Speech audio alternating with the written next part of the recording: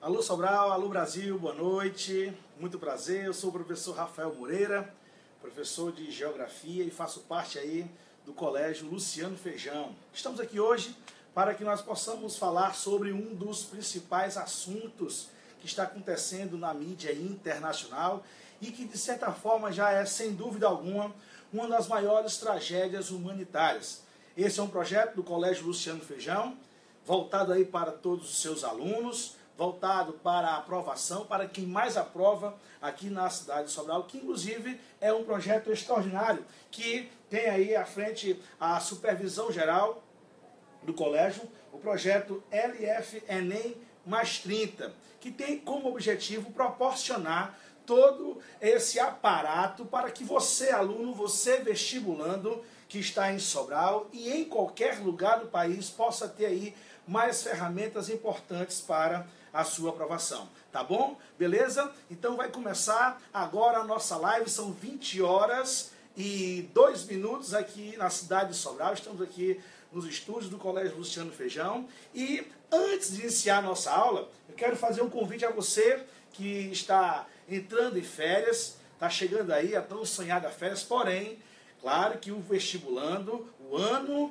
do terceiro ano, o ano do extensivo, o ano do cursinho, é aquele ano da sua preparação. Então, nada melhor do que agora, no início do mês de julho, no início das férias, antes de você dar aquela desopilada, passa lá no Colégio Luciano Feijão, você vai ter a melhor equipe do estado trabalhando aí questões, teorias, 2 semanas, todas as áreas do Enem vão ser trabalhadas no nosso curso de férias, que vai ser do dia 3 ao dia 14 de julho, tá bom? Não esquece, nas férias, Colégio Luciano Feijão. Então, iniciando o nosso tema, galera, eu trouxe para vocês aí um tema extraordinário, conforme nós falamos no início, a guerra na Síria. Uma guerra que já proporcionou, infelizmente, um número muito violento de mortes, superando 400 mil mortes ao longo dos últimos 6 anos, se transformando aí na maior tragédia humanitária do século XXI. Não é a única, né? Outros movimentos, outras guerras, outros conflitos, tanto no Oriente Médio como na África ou em outras regiões como a própria América Latina, vem proporcionando aí no mundo um cenário de guerra. E esta guerra, ela consegue envolver não só a geopolítica local do próprio Oriente Médio, aquela região lá do sudoeste da Ásia, que está com o predomínio da Península Arábica, próximo ali ao encontro dos continentes europeu e africano também, ok? É um conflito que vem envolvendo tanto as potências regionais, envolvendo a Arábia Saudita, envolvendo o Irã, 2 países estratégicos, não só para o comércio do petróleo, mas como também para a geopolítica internacional, ok? Bem como envolvendo as 2 maiores potências do mundo, que há cerca de 7 décadas vem travando uma disputa pela hegemonia internacional. Sabemos que lá, didaticamente, nos livros de história, nos livros de geografia, eles trazem o termo Guerra Fria, aquele momento que é compreendido entre o final da Segunda Guerra, que teve como palco a Europa, e o início da década de 90, 1991, mais precisamente com o desmembramento da União Soviética. Porém, como eu falei, os livros didaticamente trazem esse espaço, esse corte, mas nós sabemos pelo desenrolar de toda a estrutura global, principalmente política, o que não deixa de envolver também as questões bélicas, passando também por questões religiosas, essa Guerra Fria não acabou. Ela continuou, obviamente, não mais com aquele elemento chamado União Soviética, com aquele personagem chamado União Soviética. Agora, desmembrando as 15 nações, vem aí a Rússia, a principal herdeira de toda aquela estrutura militar, econômica, natural, já que a Rússia é não só o maior país da União Soviética, mas também é o maior país do mundo, e aí herdando aí a grande liderança de Vladimir Putin, que também não é neófito nessa estrutura. Vladimir Putin, que vem desde os tempos também de Guerra Fria, e que aí essas duas grandes potências vêm em vários pontos do mundo, não só na Guerra da Síria, tentando mostrar aí a sua valorização, a sua força, principalmente quando o assunto é estrutura bélica. E, infelizmente, esses dois países que ainda continuam travando essa guerra, eles proporcionam aí uma grande estrutura nuclear, o que gera o grande temor internacional. Olha só, comecei com o termo Síria e finalizei com União Soviética e Estados Unidos. Isso é, sem dúvida alguma, toda a estrutura que envolve a guerra da Síria. E que você que está acompanhando, com certeza você que está estudando para o vestibular, não esqueça aí, tá bom? Nós estamos aqui ao vivo, o Leonardo, a Bianca, um grande abraço para o Wellington, muito obrigado pela audiência de vocês, tá bom? Então, ó, presta bem atenção, galera. É a guerra da Síria, para que nós possamos entender toda essa temática, como eu te disse, quem vem acompanhando a mídia, e você tem a obrigação, hein? Você, vestibulando, tem a obrigação de acompanhar os principais assuntos, já que esse tema, Guerra da Síria, faz parte de um contexto chamado conflitos no Oriente Médio. E o tema conflitos no Oriente Médio vem caindo em praticamente todos os vestibulares do país. Isso é um fato.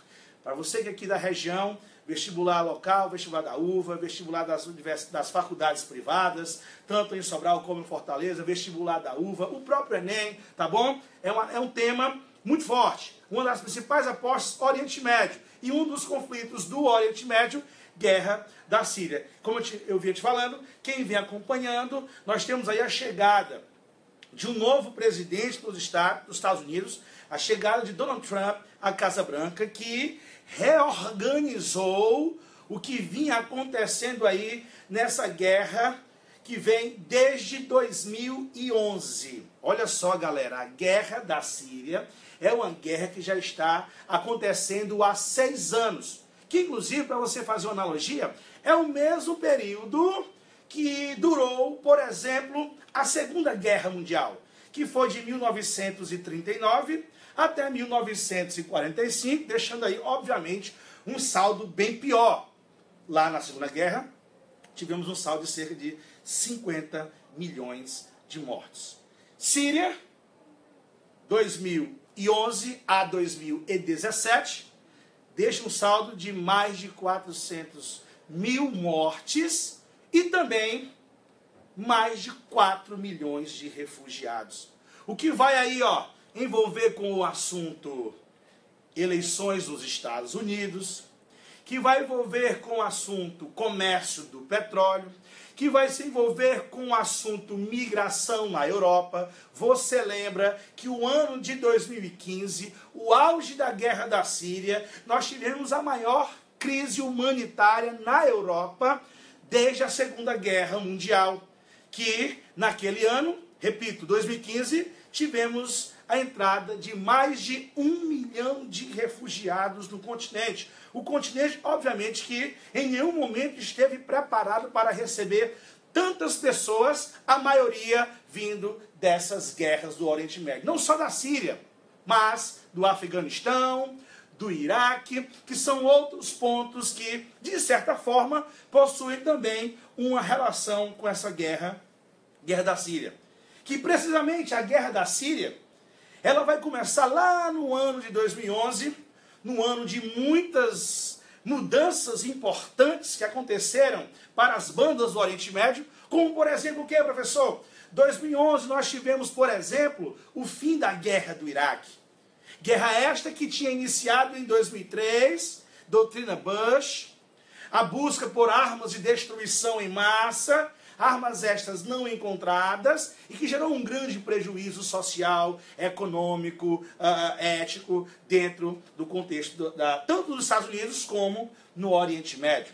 Tivemos também, detalhei, Guerra do Iraque que começa em 2003 e termina em 2011. 2010, o meu primo Barack Obama começava a retirar as tropas e que finaliza em 2011. 2011 também nós tivemos a morte do líder da maior rede terrorista, na época, a Al-Qaeda, a morte de Osama Bin Laden, confirmada oficialmente pelo governo americano.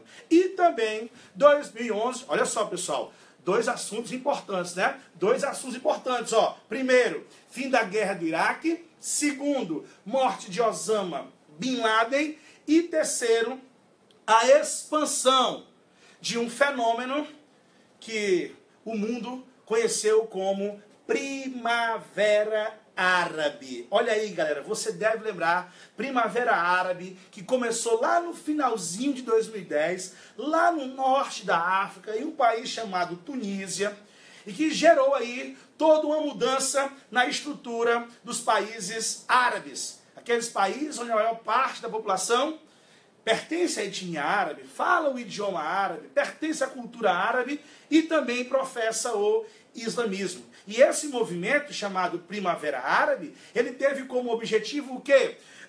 Os levantes, os protestos, as manifestações sociais que tinham como objetivo derrubar as ditaduras existentes há décadas na região. Algumas caíram, como o Ben Ali na Tunísia, o país de origem, como Hosni Mubarak no Egito, como Muammar Gaddafi lá na Líbia, mas quando a Primavera Árabe sai do norte da África, Tunísia, Egito, Líbia, chega aos países do Oriente Médio, chega na Síria, onde a sociedade síria vai para as principais cidades protestar contra o governo. Dependendo da literatura que você acessar, alguns vão chamar de governo de Bashar al-Assad, outras vão chamar de ditadura de Bashar al-Assad. Ok? Perfeito? Porém, o presidente da vez é o Bashar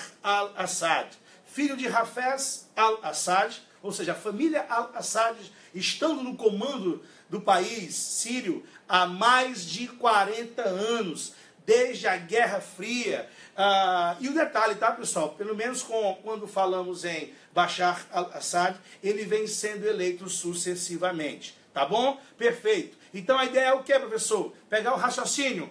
Chegada da Primavera Árabe na Síria em 2011. Os protestos começam. Vamos derrubar o presidente Bashar al-Assad. E se você se lembrar, e se você pegar aí na sua leitura, 2011 foi um ano muito difícil para a economia mundial. 2011 foi o ano em que o mundo assistiu o aprofundamento da crise econômica que tinha iniciado em 2008 lá nos Estados Unidos com o mercado imobiliário e tinha se aprofundado lá na Europa com a crise do euro. Então era um momento de muita instabilidade política, econômica, social e não só no mundo árabe, mas várias regiões do mundo começaram a assistir manifestações com o objetivo de mudança, já que era um momento de crise, algo muito parecido, se você puxar na história, é bom discutir atualidades, que já vai puxando alguns contextos e fazendo comparações. Em 1929,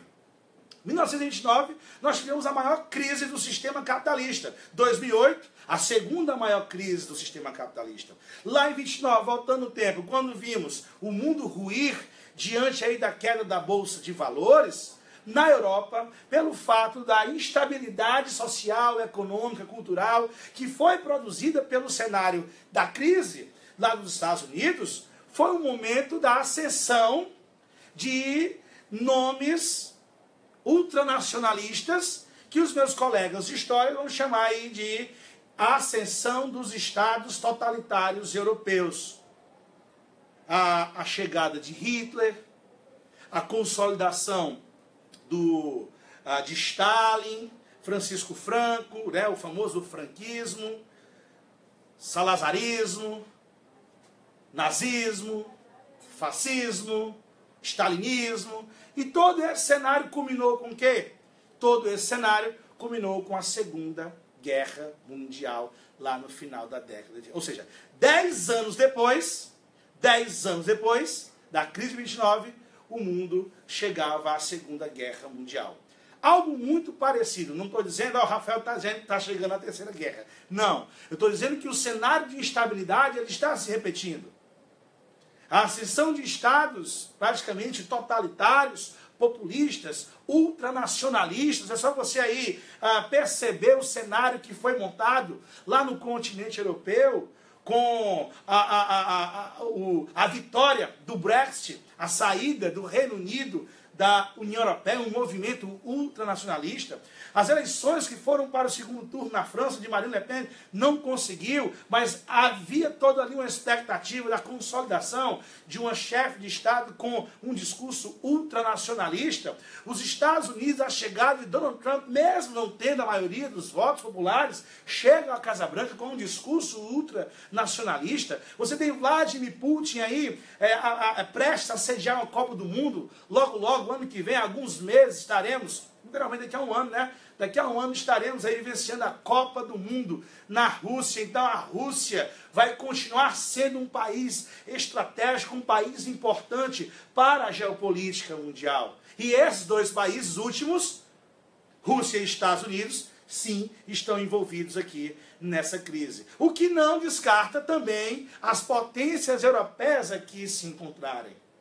Não é à toa que, por conta da velha e famosa lei de Newton, ação e reação, a mídia mostra um lado chamado os atentados terroristas na Europa, mas ela tem que continuar a história ou dizer o que houve antes, já que esses países que estão sendo atacados na Europa, Alemanha, França, Reino Unido, são países que apoiam essa guerra.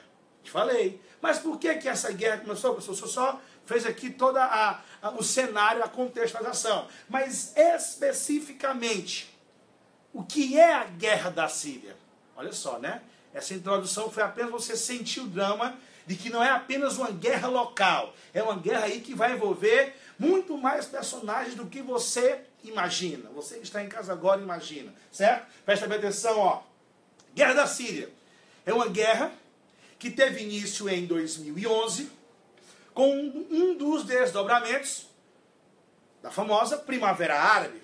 De um lado, a sociedade civil protestando para derrubar o presidente Bashar al-Assad. Do outro, o chefe de Estado se segurando. Só que ele disse, olha, a minha resposta para vocês não vai ser uma resposta como houve lá no Egito. Não vai ser uma resposta como houve lá na Tunísia. Os chefes de Egito e Tunísia caíram. E hoje, 2017, esse presidente sírio ainda continua no poder. Por quê, professor? Por que ele não caiu diferente dos outros países? Porque a sua resposta para os protestos foi uma resposta de muita guerra. Foi uma resposta extremamente violenta. Então eu tinha de um lado um Estado violento, reprimindo as manifestações, então do outro sai a sociedade civil, como foi o grande movimento nos demais países, ou na maioria dos países que sofreram a Primavera Árabe, e surgem quem? Grupos armados, grupos locais armados que proporcionam uma nova história. Que nova história? Sai a estrutura protesto e entra a estrutura guerra civil. Olha só, galera, de um lado, as tropas do governo, as tropas de Bashar al-Assad, extremamente armadas e apoiadas por uma das grandes potências mundiais, Rússia. Quem financia, quem patrocina, quem é aliado da Síria é a Rússia. E a Rússia é um país influente não só por ter bomba atômica, não só por ter o maior território do mundo, mas é um país influente porque faz parte dos países permanentes do Conselho de Segurança da ONU.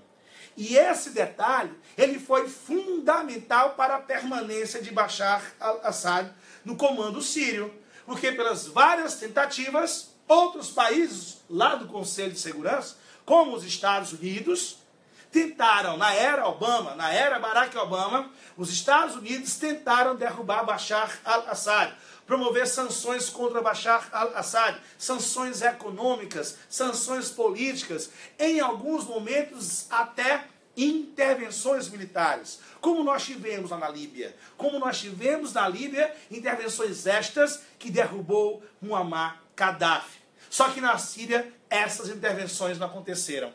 Por quê? Exatamente pelo poder de veto que o gigante euroasiático, comandado por Vladimir Putin, vetou. Olha só, vamos vetar. Mas por quê? Qual é o interesse da Rússia em vetar uma ação mais rigorosa contra a Síria? Simplesmente por vários motivos.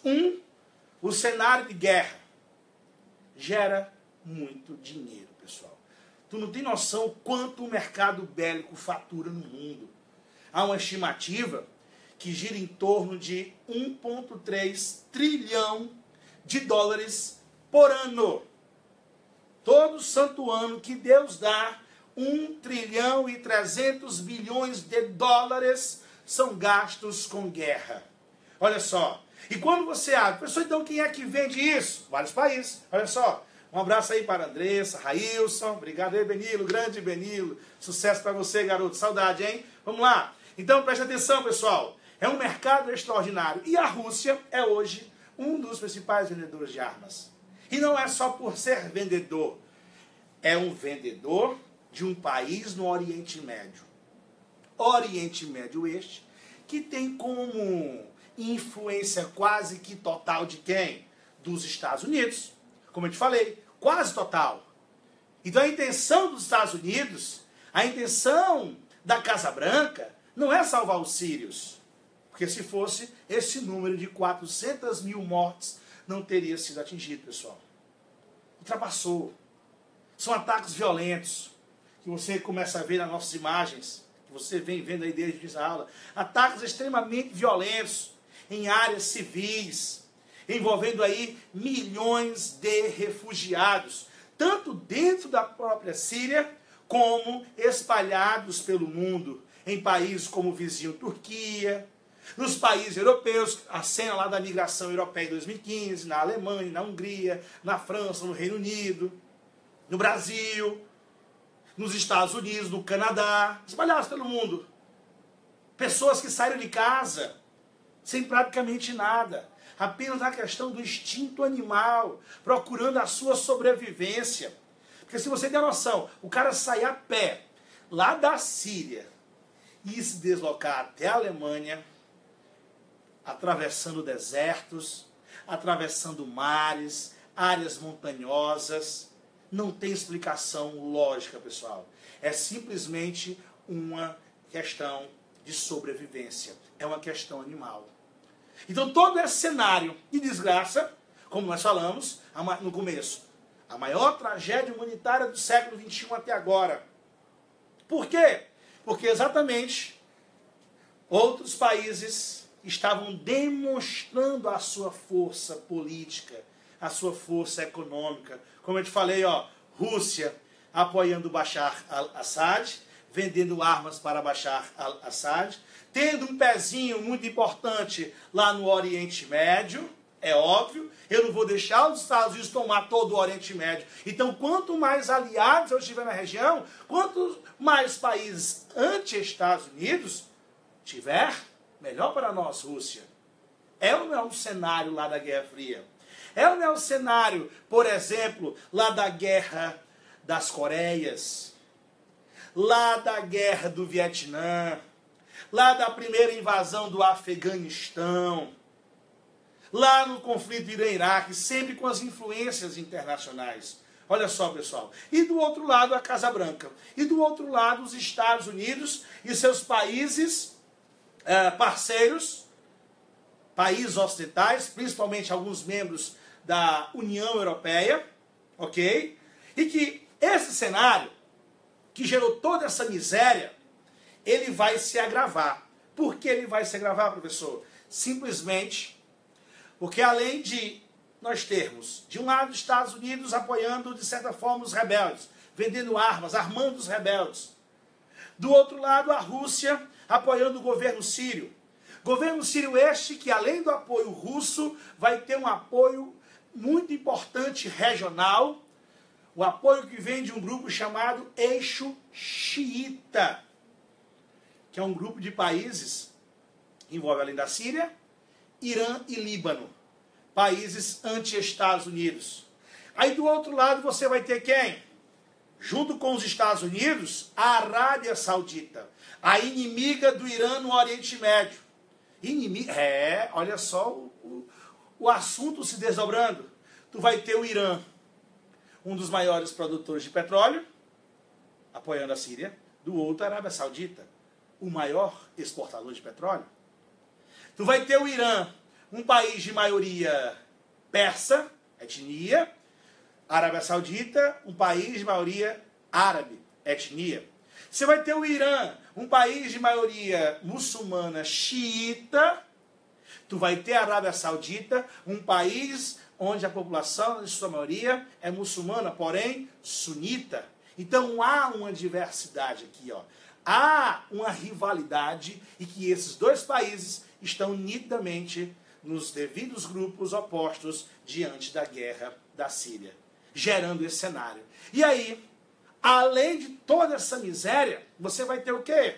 Uma terceira via chegando. Quem é a pessoa? A chegada de um grupo chamado Estado Islâmico do Iraque e da Síria. Chagas abertas, professor. Como é que é? Além do cidadão sírio ter que fugir dos bombardeios ou do governo ou dos rebeldes, o cidadão sírio também vai ter que fugir das garras do avanço de um grupo extremista, um grupo fundamentalista, sunita, chamado Estado Islâmico. Que semana passada, você que acompanha aí as notícias, só um instantinho, tá, pessoal? Uma águazinha aqui que o ritmo é pesado. Ó. Presta atenção. Você que acompanhou, que vem acompanhando as mídias internacionais, principalmente, o governo russo, nos últimos dias, informou para o mundo que promoveu um ataque e que esse ataque tinha levado à morte do líder do grupo radical Estado Islâmico, do iraquiano chamado Abu Bakr al-Baghdadi. Olha só, iraquiano. Eu te falei iraquiano. Um grupo que nasceu no Iraque. Como foi que ele nasceu no Iraque? Resumindo a história, já que o nosso tempo infelizmente está acabando. Simplesmente pelo outro cenário de miséria, de instabilidade produzida em outro país do Oriente Médio, chamado Iraque. Eu te falei no começo da aula, a guerra do Iraque, iniciada em 2003, onde as tropas americanas colocaram o Iraque de cabeça para baixo, gerando ódio, não só no país, como também nos Estados Unidos. E esse cenário deixado pelo exército americano, e após revirar o país, eles retiram as suas tropas, deixa lá um país completamente instável e vulnerável à ascensão de grupos radicais. E foi o que aconteceu. Abu Bakr al-Baghdadi ocupou o vácuo deixado pela saída das tropas americanas, que teoricamente tinha sido um grande negócio para o presidente Barack Obama, retirar, acabar com a guerra, promessa de campanha, mas não sabia ele que o tiro ia sair pela culatra.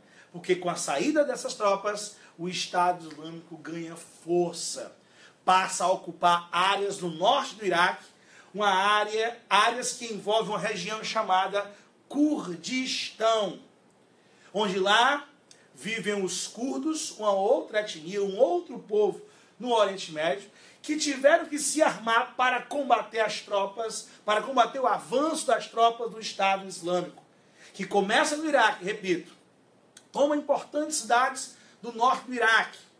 E após tomar o Iraque, após se consolidar no norte do Iraque, o Estado Islâmico do Iraque, que é de certa forma um desdobramento da Al-Qaeda do Iraque, já em 2001, eu te falei, foi um ano importante, morte do Bin Laden, enfraqueceu a Al-Qaeda, e aquele braço da Al-Qaeda do Iraque virou o Estado Islâmico. Virou o Estado Islâmico. E aí o Estado ganha força, já que em 2011 também tu vai ter a saída das tropas americanas, e que em 2011, lá no vizinho do Iraque, a Síria, vai ter o que, professor? Todo esse cenário que nós passamos aí, a maior parte da aula, relatando. Então, se eu tenho um outro país tão ou mais instável quanto aquele que eu dominei facilmente, vamos invadir a Síria. E eis que o Estado Islâmico do Iraque se transforma em Estado Islâmico do Iraque e da Síria. Então eles passam a ocupar o norte da Síria e, ao invés de termos 2 grupos disputando a hegemonia do país, agora vamos ter 3. E isso faz com que a gente possa entender o porquê nós vamos ter aí mais de 400 mil mortes, somadas aí a mais de 4 milhões de refugiados. Eu estou falando só dos refugiados fora da Síria. Só dos refugiados fora da Síria. Esse ano, a ONU, ela divulgou um dado referente a 2016, em que ela afirmou que hoje nós temos no mundo cerca de 65 milhões de refugiados. Destes, quase 10 milhões são sírios. 4 milhões fora do país e quase 6 milhões girando dentro do país, fugindo no tal instinto de sobrevivência que nós já citamos muito aqui na aula de hoje, ok? Então, infelizmente, aí, guerra da Síria é preocupante, tá bom? E como eu te falei, né? Lá no início do nosso curso, Bianca, um abraço aí, Érica, foi rápido, Clara, olha aí, galera, Raimundo, todo mundo aí ligado, nossos alunos do Colégio Luciano Feijão. E como eu te falei, quer saber um pouco mais sobre a guerra da Síria e outros assuntos muito importantes? Eu, professor Rafael Moreira, e os meus colegas da equipe de Ciências Humanas estaremos esperando por vocês lá no nosso curso de férias, tá bom? Então, nós estamos aqui já finalizando. Obrigado aqui a rapaziada que nos deu todo o apoio, ao Colégio Luciano Feijão, ao professor Albuquerque, ao nosso coordenador, o professor Jordan, e toda a equipe de professores do Colégio Luciano Feijão, principalmente a rapaziada aí que compõe o grupo de Ciências Humanas, principalmente os nossos colegas, professor Rafael Rocha, um grande abraço, e o professor Eduardo Romão, juntos aí fazendo a cadeira de Geografia do ensino médio do Colégio Luciano Feijão, tá bom? E a você, aluno Luciano Feijão, aluno do Brasil inteiro, aluno que está aqui na região norte do estado do Ceará, muitíssimo obrigado pela sua atenção e até uma próxima oportunidade, tá bom? Um forte abraço, até a próxima. Tchau, tchau.